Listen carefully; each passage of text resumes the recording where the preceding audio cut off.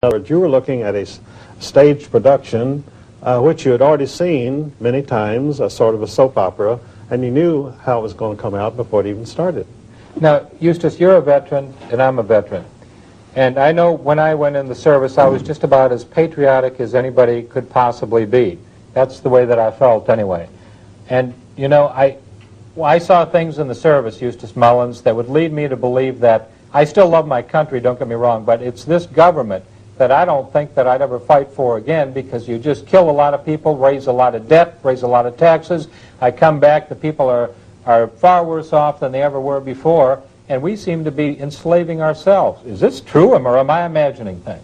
Oh, you're not imagining anything. In fact, I was in the Air Force during World War II, and I can't say that we were very patriotic, because during our basic training down here at Miami Beach, we were marching along, drilling in the morning, and we were singing to cadence, and we would sing, I hate wall, Eleanor hates wall, my dog Paula hates wall. And all we did was make fun of these phonies in Washington, you see. So I can't say that we were that patriotic. And over in England, whenever Winston Churchill came on, Evelyn Waugh, one of the most famous English novelists, pointed out in his memoirs that whenever Winston Churchill came on the radio while they were sitting around in their officers' club with one of his great speeches, they would sit around, they would laugh themselves to tears at this old drunk, you see. So when you say patriotism, I don't know how much patriotism there really was. Tell us a little bit more about Winston Churchill. Was he a bought and paid for? Yes, Winston Churchill at times spoke out against communism. You know, he was a son of a syphilitic named Randolph Churchill, but whether apparently he didn't inherit the taint, but anyway, he was always a little goofy, and he was really a drunk. If he didn't have his 2 quarts of whiskey a day, he really didn't know where he was. And during the great Blitz of London, most people thought he was, you know, being very brave, staying in London during the Blitzkrieg. Oh, that's where his 2 quarts of whiskey were. Well, he was 8 stories down. They built him a special shelter, 8 stories down in the ground, a very comfortable room, and he was liberally supplied with whiskey. And in fact, they used to show this room, but a historian named David Irving did a new biography of Winston Churchill, and he was an establishment historian. He was published by Macmillan, which is owned by the Rothschilds, and so he sent this new biography of Churchill to the offices of Macmillan, in which he went in at some length about how this old drunk slept out the war in this special room underneath London. And they said, oh, no, you can't print that. And he said, well, that's the key to my whole biography.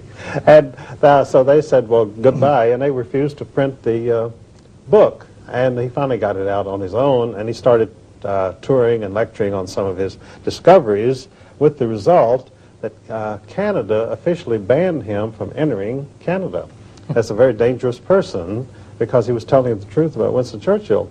And they have riots when he speaks, you know, and it's all very exciting.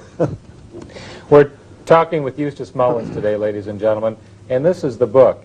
It's The World Order and it's about our secret rulers. It's extremely, extremely important that we understand what is happening in America today, because we do have a $4 trillion debt. The nation is on its way down. We've become a third world entity, and we used to be the finest, the strongest, the most industrialized, the #1 nation in the world. And our education system also used to be the very best. We're having severe problems, ladies and gentlemen, and that's why Bobby Lee is here today with Eustace Mullins, one of the patriots and the heroes of the truth and the Jeffersonian philosophy of government. So this is the book that I think that you must have in your possession in order to become educated about the world order. The business of America, what really, when we're talking about the business of America, what is the business of America? I thought it was for little businesses to be able to start and to work hard and to progress, and for a small family to be able to build themselves up and become financially successful and with morals and ethics, and everybody worked for the common good. Is that the way that business is done in the government today? No, that's the myth. But we, unfortunately, you and I are talking here today about the reality. We could talk about myths all evening if we wished, but if we're going to talk about reality, then we have to say that this is a soap opera from Hollywood, the American dream. What we are facing today is the American nightmare, a wholly owned colony dictated to by aliens, in which the chance of a young person today of making it is almost nil, unless he happens to be a scion of one of the insider world order dynastic families, as George Bush was. Now, George Bush, of course, his path was smooth. He was a member of the Brotherhood of Death from Yale University. And we were so lucky to have him replaced by Bill Clinton, apparently from Middle America, the heartland of America, a Rockefeller protege, a Rhodes Scholar. There's never been a Rhodes Scholar. They're the Rothschild Scholars, but they didn't want to call themselves Rothschild Scholars, so they named themselves Rhodes Scholars. So we have now in Washington Bill Clinton, a Rothschild Scholar and Rockefeller protege. You know, the Washington Post on June 21st explained the sudden meteoric rise of Bill Clinton when you had all these people contending for the presidential nomination in the Democratic Party, and they all looked equally qualified. They all looked equally stupid, and which would satisfy the American people. And they were all lawyers. And they were all lawyers, and they were all proteges and insiders. You had Albert Gore, whose family has lived off of largesse from Arm & Hammer for many years, the founder of the Communist Party of the United States. And this has all been printed in the Washington Post and many other places. So suddenly the Rockefellers said, well, it's time for the show to be over. And so Senator J. Rockefeller and David Rockefeller notified them, Clinton is the man. I want all of you other people to disappear. And so Clinton came forth as #1 Rockefeller choice. You know, it's amazing. Of course, you know, to me, from changing from George Herbert Walker Bush to Bill Clinton is just like leaving the soiled diaper on the baby and just changing the safety pin. Well, very good analysis. But it was money bought and paid for, as you know, and Jackson Stevens loaned Bill Clinton $2 million, and that was back in, I believe, around February. So, and Bill Clinton was really kind of almost getting down towards the bottom of the heap of those 7 individuals that at first had decided to run for President of the United States on the Democratic ticket. And all of a sudden he had this money. He came into Georgia. He had 26 people that he employed as far as being front people. And pretty soon he took Georgia in the South, and he was well on his way. And I think that was pretty close to it. But he was bought and paid for, you're saying. You're saying that Bill Clinton himself is bought and paid for. And are you telling me that we voted for a change, and the change isn't going to come to our benefit, Eustace? Well, that reminds me of a story I heard in my small town in Virginia. And these 2 businessmen were talking, and one of them had a bill that he wanted to be approved in Congress. And he said, I wonder if I couldn't influence Congressman so-and-so in Washington to vote for this bill if I, you know, just bought him. And the other man said, don't be ridiculous. That's the most insulting thing I ever heard of. He said, Congressman so-and-so was bought and paid for long before he ever got to Washington. and that's an honest congressman. Once he's bought and paid for, you know, he stays bought and paid for, Absolutely. He goes off the block. He's no longer available. Right. We're coming to today, and we're coming from George Bush to Bill Clinton. What do you see in the future for America for the next 10 years, Eustace Mullins? This new world order, is it taking shape, or do you think that all of a sudden we're going to come to critical mass and it's all going to disintegrate before our very eyes?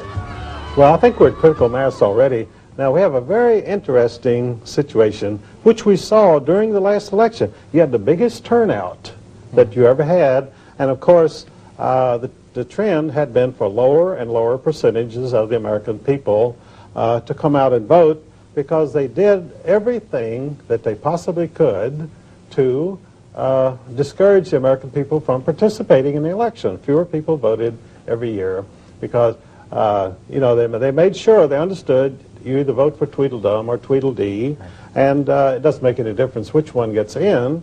because we created them both out of nothing, just like the Federal Reserve creates money out of nothing, and we create these politicians out of nothing. And when you look at them, you can see that they come from nothing. There's no question. Absolutely nothing.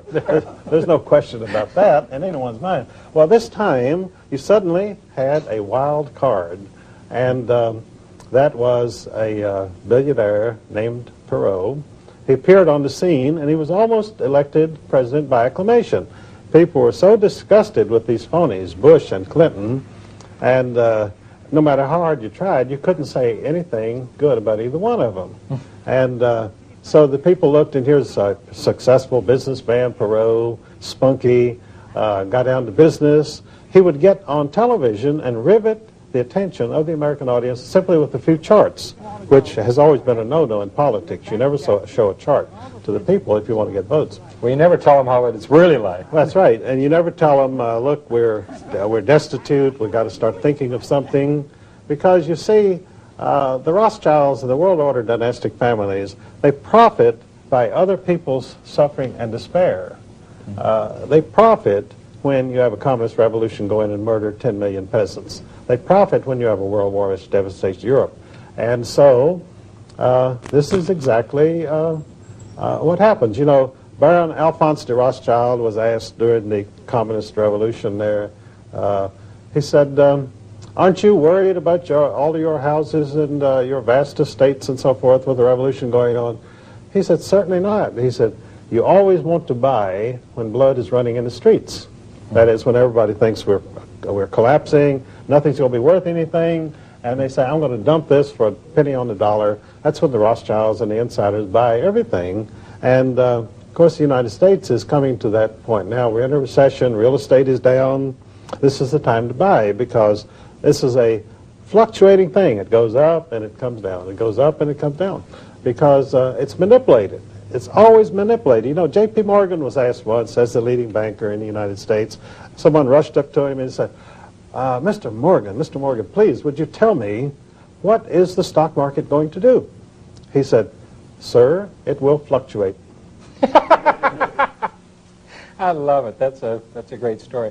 Let's go back to the dynasties, because one time I heard you speaking, Eustace, and you said that there are 3 tiers as far as the dynasty of families is concerned, from the Rothschilds and the New World Order. Could you explain that 3-tier system to me? Well, nothing can really function unless there's a hierarchy. Somebody at the top has to tell the people lower down what to do and how to think and how to act and so forth. So in the world order, you have a very distinct hierarchy. Dynastic families who can trace their lineage back thousands of years, and because they have learned to survive and how to manipulate other people to do their will. And that's all being a member of the world order means. You know how to use other people and profit by them. And whether you slaughter them or rob them or torture them, whatever you do, you make money at it. And this is what they do. So in the world order, you have a top hierarchy of first-tier rank of dynastic families composed really of the old surviving aristocracies of Europe, the black nobility they're called. They're called the black nobility because they came from the darker strain in the aristocracy of Europe. And the old Viking, blue-eyed, blonde aristocrats, more or less, were pushed into the background, or they intermarried with the black nobility and became contaminated. And this is what you have. Of course, the surviving royal family in Europe today is the royal family of England, and they have been black nobility since the 12th century, when the Este family of Italy married into the British royal family. So the first rank, first tier is the old aristocracies of Europe, plus what they call their Hofjuden, which are the Rothschilds and families of that nature, who are able to raise money for them and keep them functioning. Now, in the second tier of world dynastic families, the world order, you have the families who themselves are enormously rich and powerful, but their duty is to serve as courtiers to the first tier of dynastic families.